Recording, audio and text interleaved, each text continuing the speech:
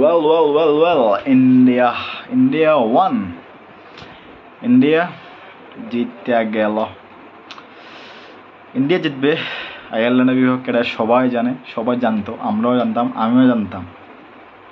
But খেলাটা তেমন একটা মজা হয় নাই মোটেও। ইন্ডিয়া টস জিতে আয়ারল্যান্ডকে ব্যাট করতে পাঠায়। আয়ারল্যান্ড একের পর এক 7 রান 1 উইকেট, 9 রান 1 উইকেট, এমন করতে করতে 50 রান হারায়। পাঁচটা উইকেট 50 রানের মধ্যে। তখন খেয়ে মনে করছিল আয়ারল্যান্ড 96 রান পর্যন্ত যেতে পারবে। তখন হয়তো কেউ পাবেন না 55 রান 60 রান এর মধ্যেই আয়ারল্যান্ড অল আউট হয়ে যাবে, এমনটা অনেকে ধরে রেখেছিলেন, আমিও মনে করেছিলাম। কিন্তু কিসের কি ডিলেইনি একটা আছে তাদের, 4 ছক্কা হাঁকাতে 14 বলে 25 রান করে আউটস্ট্যান্ডিং একটা ইনিংস খেলে আয়ারল্যান্ডকে 96 রানের পুঁজি এনে দেন। জশুয়া লিডল তিনিও অল্প কিছু রান করেছেন,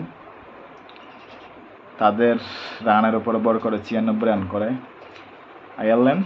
জবাবে বিরাট কোহলি খুব দ্রুত ফিরে গেলেও ওপেনিংয়ে নেমে রোহিত শর্মা তুলে নিয়েছেন 50, 37 বলে 52 রান করে তিনি রিটায়ার্ড হার্ট করে চলে গেছেন।